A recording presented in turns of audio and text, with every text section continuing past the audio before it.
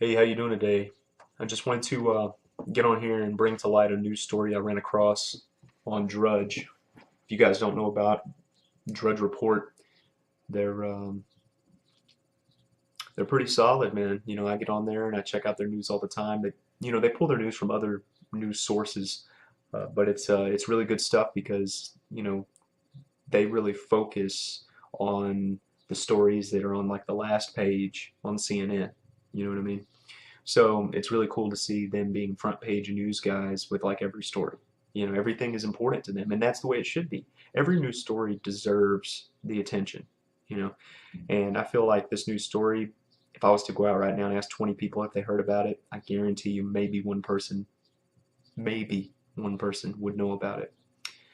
But it depends on the people that I ask. If I ask a lot of people wearing the same hat I'm wearing, they might know about this, but maybe you don't. So I'm going to bring it to light. If you're on the fence about the Second Amendment, maybe you shouldn't watch any more of this. If you are a very, very sensitive person when it comes to politics, this probably isn't for you either. Because I speak from a perspective of a person who enjoys liberty and freedom and being an American. And that's what it's all about, is that we live free. But as of late, it seems we don't in a lot of respects, especially when it comes to the infringements on the Second Amendment. So anyway, I'm going to get to this story. Enough digressing. Um, this guy was stationed at Fort Hood. He still is. His name is Master Sergeant C.J. Grisham. Um, Obviously, the U.S. Army, if you aren't aware of, ranks and titles in the military. Um, I'm hoping he's a like a homebred Texan. I hope he is, man. I hope he is. But just because I'm a Texan, I like to rep my hood, so to speak. But yeah, man, this guy, he was out with his son. They were on a county road, I believe. No, just a country road. Uh, so it wasn't an actual official like highway or whatever. It was a country road, so you can sort of picture it in your head. Maybe a dirt road near a wooded area. He was out there with his son. They're doing a Boy Scout hiking thing, right? So this is awesome, man. He's out there with his boy. He's teaching him about the wilderness, how to survive and stuff like that. The picture in your mind is just totally organic, totally cool. And and honestly, most dads don't even teach their sons stuff like that. My boy's still really little, but once he gets a little bit older, I'm all for it, man. I mean, you need to know about weaponry. You need to know about surviving in the wild because one day we might be there again. And the route we're headed, yeah, it's definitely possible. So anyway, this veteran of the military is out with his boy. Okay. Somebody sees him with the weapon, I guess, off the road or whatever, freaks out, and why wouldn't they in this police state that we live in now, right?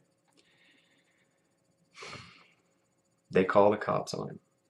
So the cops show up. Well, a cop shows up and basically asks him to relinquish his weapon. The master sergeant says to him, "No, I'm well within my right to have this weapon." It was legal for him to carry. Um, it still doesn't say on here what type of rifle it was. It just says an assault style rifle. So, you picture in your mind right away AR-15 and all this other business. Well, if you want to be able to defend the AR-15, this is a perfect news story to do it. And I'm going to tell you what happens. He says no. The cop takes it by force.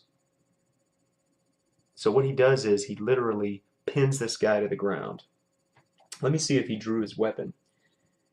At some point, the cop drew his own weapon and pinned Grisham to the ground until backup arrived. Now, I can't even imagine what this does to a little boy. Okay? What did that guy do to that cop to make him draw his weapon? Now, in my mind, what I'm picturing and what I know from, you know, just basic, reaction is that if I have a rifle strapped to me, if I bring that weapon down towards you, I am now threatening you with that weapon, and you need to pull your weapon on me. You know what I mean? But I really don't think that's what happened. I really don't, because the cop never says that. The cop never says he drew his weapon on me, so I drew my weapon on him. Because see, this is the thing, is that if he was able to pin him, he obviously didn't fear getting shot. I'm just saying.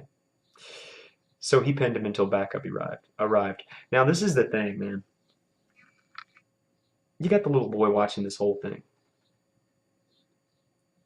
What does this put in the mind of this young kid? Now, I don't know how old this kid is, but if he's out there with his son, it sounds, and judging from his age, he's probably got a small boy, you know.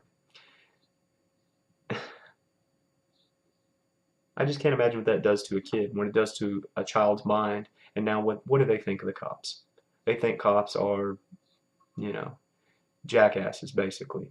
You know, that these guys are out, you know, wasting their time on this kid's dad when they need to be back in town worrying about the people that are about to commit a murder, robbing places, you know, responding to, you know, all kinds of emergency calls. Those are the people that they need to be worried about. Not somebody that's out in the wilderness, not hurting anybody, not around anybody, being free. So what he did was is he went out there and he infringed on that man's freedom. His freedom to have that weapon and to use it for a tool, for training purposes, to show his son what it's all about, to be out in the wild and have a weapon. The weapon was probably there for protection, right? You know, if they're out in the wilderness and it's in Texas, there could be some of those big old warthogs. Those warthogs can freaking run you over. They're huge. You know, I mean, they could definitely harm a person. So, you know, he could have had it for that reason, for protection from a warthog. I'm just throwing something random out there. You know, or there could be deadly squirrels that are flesh eating. You know, who knows the reason that he had that weapon. But he definitely had it for the purpose of instructing his son. And I see nothing wrong with it, man. Nothing wrong with it. Well, the officers cuffed him. They took his rifle, plus a concealed weapon with a valid permit. And see, that's the thing. This guy has a concealed weapons permit, right? They take it, and his concealed weapon, and his rifle. Those are the people that you want, especially with weapons. I have a concealed weapon permit. I'm trustworthy with my weapons. I ain't never shot nobody, you know, for you know, just because. Hey, let me go out to the mall and shoot some people real quick. That's not me, and that's not this guy either. And that's what they're worried about, apparently, is these people driving down the road are like, there's a guy. He's in the forest. He has a rifle. Oh no. He's near the woods with a rifle, man.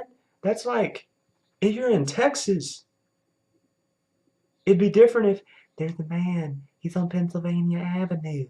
He has a weapon. It looks like an AR-15. Call Feinstein. Hurry. Give me a break. It's constant suppression of our freedom. It's got to stop. You got to pay attention to stories like this. Instead, we're focused on all these tragedies with these weapons. But let me tell you something. It does not matter what the weapon is. Tragedies will continue to occur. We're human beings. There is evil and good in all of us, and that will never change. You cannot put regulations on that. As long as that human nature exists, we will continue to see bad things happen to good people all the time. It's just, we don't live in a utopia. And that's just something that we're going to have to learn to live with and not be afraid of. And live our lives in a free, open society. I think that was a JFK quote. Yeah, yeah, it was. That was a JFK quote. Oh, yeah, yeah. JFK fought for those rights. What happened to him? Oh, yeah. All right, I'll shut it down. But give me some comments. Let me know what you think. If you think I'm a crackpot, or you think I'm stupid, or if you think I'm legit, man. If you think that what I'm saying is right, please let me know. Tell me some more information about this news story. Tell me about some other stuff. Maybe something else you want me to cover or talk about. I'm putting these ideas. I'm planting these seeds. I'm just trying to get people to open up their eyes and wake up to the truths out there. I definitely got lots more to talk about. This was just one instance and one thing that I wanted to cover. So just, give me a shot, give me a chance, see what you think, and give me a thumbs up. Later. Have a good day.